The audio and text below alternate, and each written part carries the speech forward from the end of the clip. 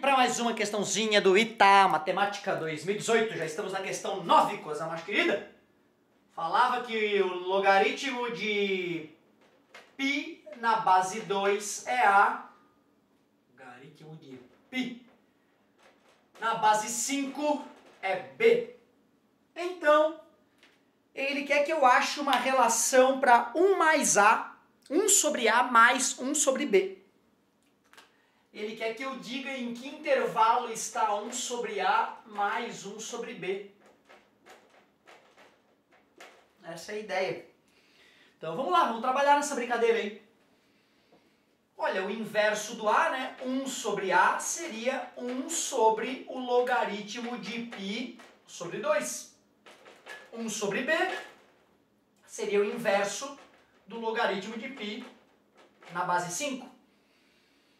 Primeira coisa que me vem na mente é fazer uma mudança de base naquele logaritmo da seguinte forma: logaritmo de π na base 10 sobre logaritmo de 2 na base 10.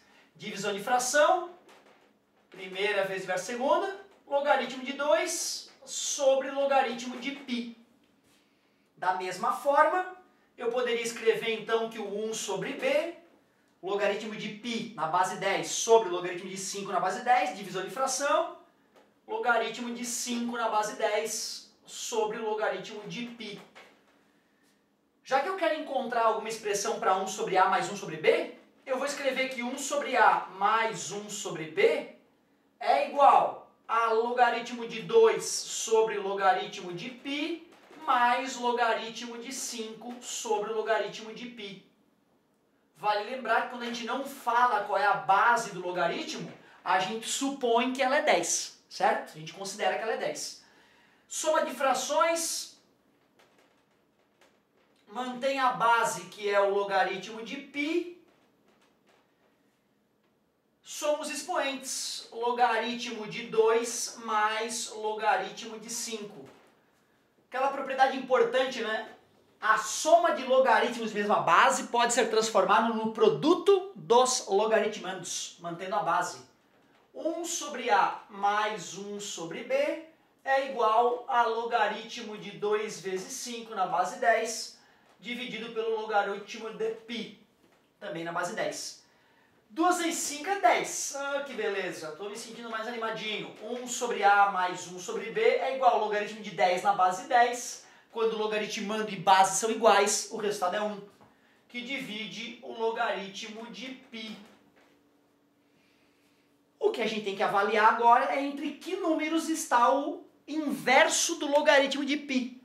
Um tarado aí que já tenha decorado qual é o logaritmo de π, né? Ele já mata a charada rapidinho, ou aproximadamente. A vontade que eu tenho é escolher números adequados para que eu possa avaliar entre quais números está 1 sobre A mais 1 sobre B. Como o π é 3,14, eu sei que se aqui em vez de 3,14159, se fosse 3, o logaritmo de 3 na base 10 é menor do que o logaritmo de π na base 10. O inverso fica maior então.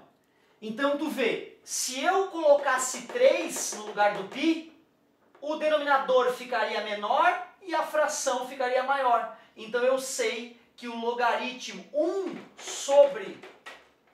sobre o logaritmo de 3 vai ser maior do que 1 sobre o logaritmo de π. E o logaritmo de 3 é um número famoso. Seria legal o aluno lembrar que o logaritmo de 3 na base 10 é aproximadamente 0,48. Porra, professor, como é que eu vou lembrar disso? Pois é, na verdade é muito comum questões fornecerem pra gente o logaritmo de 2, o logaritmo de 3 e pedir o logaritmo de 6, o logaritmo de números que podem ser compostos por 2 e 3. Então se o aluno lembra que o logaritmo de 3 na base 10 é 0,48 aproximadamente, ele já está bem encaminhado. Agora, eu escolhi um número um pouquinho maior do que π, que acabou dando um resultado um pouquinho menor do que π, que deu um resultado um pouquinho maior do que o que eu tinha. Agora a minha ideia é pegar um número um pouquinho maior do que π e substituir ali para eu poder fazer esse cálculo. Eu temo usar o 4, porque o 4 está bem distante do π. O ideal seria usar o número mais próximo de π. 10 terços, né? 10 dividido para 3 é 3,333, que é só um pouquinho maior que o π. Eu acho que seria legal, 3,333 é maior do que π, o logaritmo de 3,333 é maior do que o logaritmo de π, na base 10, na mesma base. Se o denominador é maior, a fração com o mesmo numerador, né, é menor.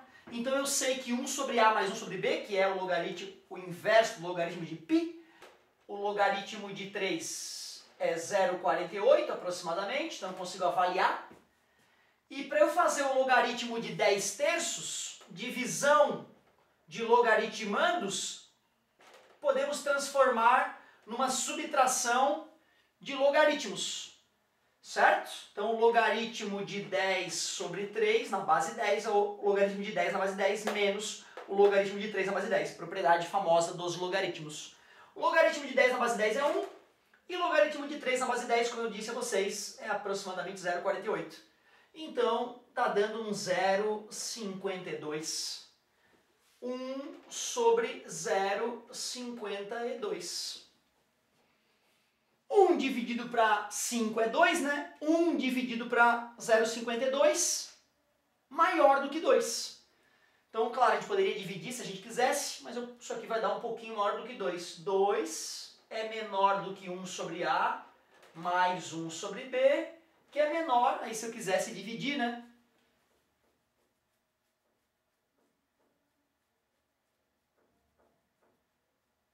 Se fosse 0,5 daria 2.